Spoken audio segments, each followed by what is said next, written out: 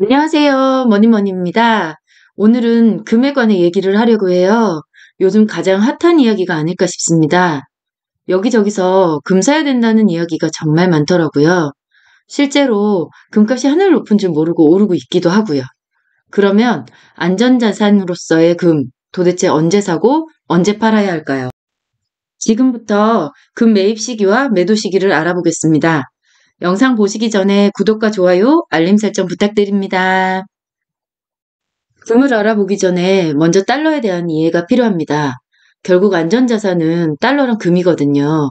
금과 달러는 철수와 영이 혹은 바늘 가는데 실 가는 것처럼 뗄래야 뗄 수 없는 관계라고 이해하시면 될 것 같아요. 많은 사람들이 잘 모르시는 부분인데요. 요즘은 굉장히 절실히 느낄 수도 있겠네요. 돈에도 가치가 있다는 사실입니다.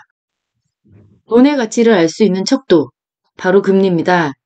금리가 높으면 돈 가치가 높아져 은행에 예금만 해도 5%대의 이자를 받게 되니 위험을 감수하고 투자를 할 필요성을 못 느끼게 됩니다. 지난해 5대 은행에 예금이 약 163조 원이 몰려드는 영머니무브 흐름이 역대 최고 수준으로 나타났다고 하죠.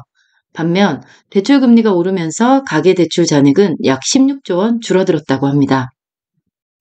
그러면 반대 상황일 때는 어땠었나요?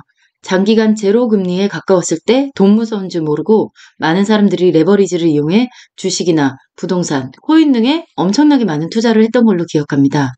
금리 인상 전 비트코인 최고가를 확인할 수 있네요. 지금은 어떤가요? 급격한 버블이 발생하고 결국 연준은 지속적으로 자이언트 스텝을 밟아 제로 금리에서 5%대 부근까지 금리를 꾸준히 올려가고 있습니다. 자산의 거품이 꺼지고 돈 가치가 부각되는 순간이에요. 안전자산인 달러는 이렇게 금리의 영향을 받는데 그럼 금은 도대체 뭘 기준으로 매수나 매도를 해야 할까요? 이제 본격적으로 금 이야기를 해볼게요. 금은 돈과 달리 이자도 배당금도 없는 알도 낳지 않는 암탉이라고 표현을 합니다. 그럼 금은 어떤 기준으로 움직이게 될까요? 금의 가치를 알아볼 수 있는 쉬운 지표가 있습니다. 바로 실질금리입니다. 실질금리란 명목금리 빼기 인플레이션율입니다. 은행의 예금 금리가 6%라고 가정합니다. 그런데 만약 물가가 3% 뛴다면 우리가 실제로 받는 금리, 즉 실질금리는 3%가 됩니다. 하지만 인플레이션율이 증가해서 6%가 되면 실질금리는 0이 되고 인플레이션이 가중되는데 금리를 안 올리게 되면 실질금리는 마이너스가 됩니다. 현금을 보유하면 손실을 보는 상황인 것이죠. 표를 하나 보실게요. 미국 실질금리와 금값 추이입니다. 파란 라인이 금값이고 빨강 라인이 실질금리입니다. 금과 실질금리가 정확히 반대로 움직이는 게 보이시죠? 금 가격을 판단하는 첫 번째 원칙, 금의 가치는 실질금리와 역의 관계로 움직이게 됩니다. 안전자산인 금이 가장 쌀 때는 실질금리가 최고조에 달했을 때고 가장 비쌌을 때는 실질금리가 가장 낮은 시점이었습니다. 즉, 우리가 금을 사야 하는 시점은 실질금리가 최고점에서 하락하는 시기입니다. 많은 전문가들이 금을 사야 한다고 얘기하는 시점이 맞다라는 것을 알 수 있습니다. 결국 실질금리의 최고점은 금리를 더 이상 올리기 힘든 시점까지 다다르게 될 때부터고 함께 찾아온 인플레이션율이 급격히 감소할 때입니다. 인플레이션율이 감소하게 되면 결국 명목금리를 내릴 수밖에 없는 상황이 되고 그 시점에서는 긴축에서 유동성 공급으로 금리 변화가 나타날 수밖에 없다고 봐야 합니다. 인플레이션율이 감소하게 되면 결국 명목금리를 내릴 수밖에 없는 상황이 되고 그 시점에서는 긴축에서 유동성 공급으로 금리 변화가 나타날 수밖에 없다고 봐야 합니다. 그리고 금 가격이 가장 비쌀 때는 실질금리가 마이너스로 전환되어 가장 낮을 때였습니다. 실질금리가 가장 낮다는 건 이제 용인할 수 없이 높아진 인플레이션으로 인해 금리를 다시 올릴 수밖에 없는 상황이 펼쳐졌다는 걸 의미하게 됩니다. 이제 실질금리와 금의 관계 이해가 되셨죠? 그러면 지금의 상황을 확인해 볼게요. 연준이 금리를 올리는 기준은 크게 두 가지입니다. 인플레이션율과 실업률입니다.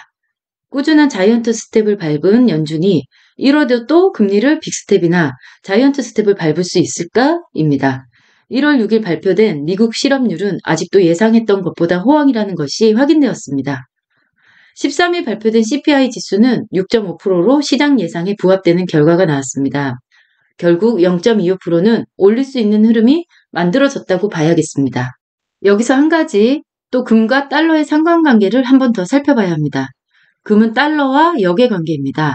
안전자산인 달러가 각광을 받는다면 금은 상대적으로 홀대받게 되겠죠. 달러가 각광을 받을 때는 금리가 지속적으로 올라갈 때겠고요. 헬리코터 머니를 회수하는 시기, 그만큼 달러 가치가 귀해지는 시기겠지요. 차트를 보시면 쉽게 알 수 있습니다. 달러 지수가 오를 때 금은 하락하고 달러 지수가 하락할 때 금은 이렇게 상승하게 됩니다. 그동안의 통계로 봤을 때 주요 선진국 통화에 대한 달러 지수가 1% 하락하면 금값은 2.3% 상승한 것으로 나타났습니다. 자, 그러면 달러 지수는 어디까지 상승하게 될까요? 일단 지속적으로 하락만 하는 지수는 없습니다. 현재 달러 지수 차트를 보면 좀 더 하락이 남아있지만 기본적인 반등이 나오는 타이밍이 곧 다가오고 있습니다. 고점을 넘기는 상승이 나오지 않더라도 다시 한번 출렁이며 상승하는 흐름을 만들 수 있습니다. 결국 연준이 금리를 0.5% 혹은 그 이상 올리게 되면 그런 흐름을 이어갈 가능성이 높습니다. 이제 금 차트를 다시 볼까요? 2020년 고점을 찍고 수렴을 이어오고 있습니다. 일단 정점을 찍은 가격대는 1994불 정도로 예상이 됩니다. 그 부분은 쉽게 올라가기 힘든 구역이기도 하고요.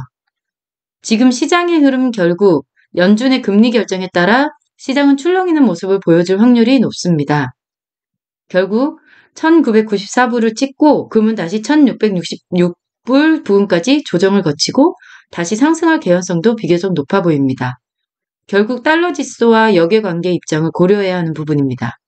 이제 정리를 해드릴게요. 현재 금리 인상은 지속되고 있고 인플레이션은 어느 정도 정점을 확인했다고 볼 수 있습니다.